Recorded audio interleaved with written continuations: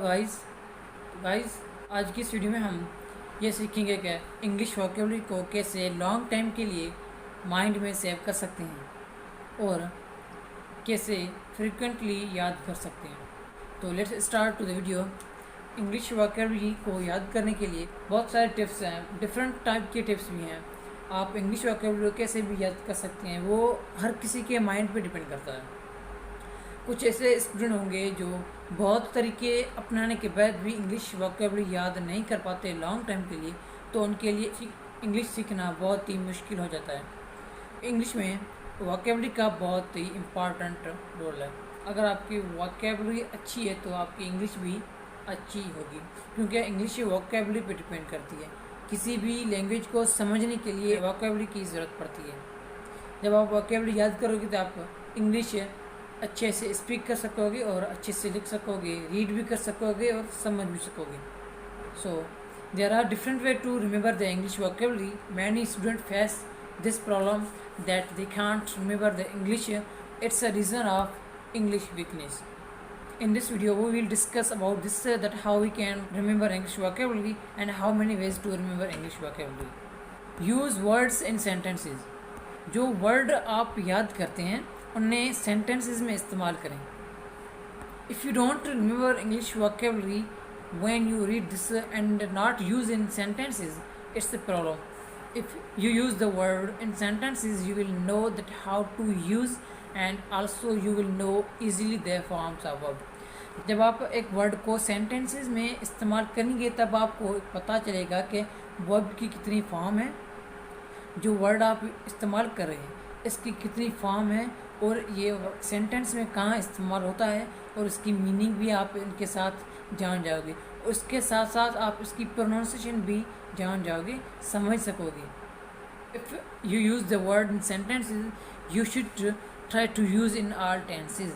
It will be helpful for you to understand the tenses. You will understand all things from the one step. अगर आप चाहते हैं, अगर आपके tenses clear हैं तो मैं सजेस्ट आपको ये करूँगा कि एक वर्ड उठाएं और 12 टेंसेस में उस वर्ड को क्लियर करें और उस वर्ड को यूज़ करें। इसके साथ क्या होगा कि आपका वर्ड जो है वो मुख्तलिफ फॉर्म से गुजरेगा। 12 टेंसेस की मुख्तलिफ फॉर्म होती हैं, जो 4 फॉर्म हम कहें, 4th फॉर्म होती हैं। तो एक वर्ड को आप जब उसकी 4th फॉर्म आपको पता चल जाएगी क्या है, तो आपके लिए लिखने में कभी भी दिक्कत नहीं होगी। कहीं पर भी अगर किसी प्रेजेंट परफेक्ट में उसका इस्तेमाल करना हो तो वर्ब की फॉर्म चेंज हो जाती है। अगर आपको वर्ब की फॉर्म का पता नहीं चलेगा तो आप टेंसेस में उनका रॉन्ग इस्तेमाल करोगे। तो मैं सजेस्ट ये करूँगा कि आप एक वर्ड को उठाएं, 12 मुख्तलिफ टेंसेस के सेंटेंसेस बनाएं, उनमें उनका इस्तेमाल करें, तब आपको वर्ड की फॉर्म्स भी पता चल जाएंगी और आपका टेंसेस भी क्लियर हो जाएंगे, आपकी वर्ड्स की फॉर्म भी पता चल जाएगी और आपको वर्ड भी याद रहेगा। एक चीज़ से आप 3 चीज़ें कवर कर रहे हैं। ये बेस्ट तरीका है आपको इंग्लिश याद करने के लिए। If you use the word in sentences with all tenses, these tenses will be easy for you to understand, because you will know that what is structure of all tenses and what form of the verb will you use. तो I think कि ये तरीका आपको बहुत अच्छा लगा होगा कि इंग्लिश वोकेबलरी को हम कैसे याद कर सकते हैं। आगे बढ़ते हैं। If you use the word in sentences in all tenses then you will remember the words and also learn tense easily. During this you will know easily the condition of verb. मैंने पहले भी कहा कि आप English जब ये word इस्तेमाल करोगे तब आपको वर्ब्स की फॉर्म्स का पता चलेगा, वर्ब और सेंटेंस की स्ट्रक्चर का भी पता चलेगा, टेंसेस का भी पता चलेगा और आप वर्ड्स भी याद कर सकोगे। तो आई थिंक कि ये आपके लिए बेस्ट तरीका रहेगा। Right the word on your copy. ये भी एक तरीका है कि आप इंग्लिश वर्ड को याद कर सकते हैं। इसमें आप सिर्फ अपनी कॉपी पे एक वर्ड को 5 से 10 बार लिखें, उसको प्रोनाउंसिएशन के साथ लिखें और उसको याद करें। अगर एक वर्ड को आप 5 से 10 बार लिखोगे तो आई थिंक कि आपको ईज़िली याद हो जाएगा।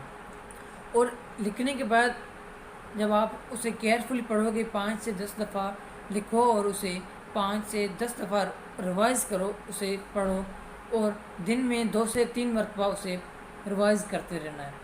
इससे आपकी इंग्लिश वोकैबुलरी है वो बढ़ेगी और जो वर्ड आप याद करोगे वो आप फारगेट नहीं कर पाओगे। If you want to remember the vocabulary, here is another way to remember the English vocabulary. Try to remember 5 to 10 words per day. If you try to remember a lot of per day, maybe you will forget it. You can't able to remember the English vocabulary. Keep in mind that you have to remember 5 to 10 words per day. It will easy for you to remember the English vocabulary. आप ऐसा ना सोचें कि मैं ज़्यादा से ज़्यादा English vocabulary एक ही दिन में सीख जाऊँ। ये इम्पॉसिबल है, पॉसिबल भी नहीं है, इम्पॉसिबल है, क्योंकि आप इतने सारे वर्ड याद भी नहीं कर सकते एक दिन में। तो जितने आप कम वर्ड याद करने की कोशिश करोगे तब आप इंग्लिश वोकैबुलरी को माइंड में सेव करोगे। मैं रिकमेंड ये करूँगा कि आप दिन में 5 से 10 वर्ड याद करें और उसे कॉपी पे राइट डाउन करें और उसे दिन में 2 से 3 बार रिवाइज़ किया करें। प्रोनाउंसिएशन भी क्लियर होगी और आपको वर्ड भी याद हो जाएंगी। Here is another way to remember the English vocabulary. Create an image of words meaning in your mind. ये कमाल की टिप्स है उन लोगों के लिए जो मैंने पहले 2 टिप्स बताए थे। अगर वो लोग उसमें फेल हो जाते हैं तो ये टिप्स आजमाएं, इंशाल्लाह आप इंग्लिश वोकैबुलरी अच्छे से याद कर पाओगे। If you are able to create the image of words meaning in your mind, that will so helpful for you. अगर आप कोई भी वर्ड याद करने के लिए उठाते हैं तो जब आप उसकी मीनिंग समझते हैं और समझने के साथ आप अपने माइंड में उसका एक इमेज बना लेते हैं कि ये चीज़ ऐसी है, तो वो चीज़ आप कभी भी भूल नहीं पाओगे।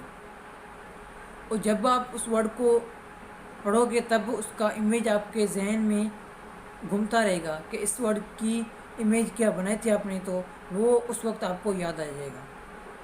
With its imagination you will remember what was the meaning of words.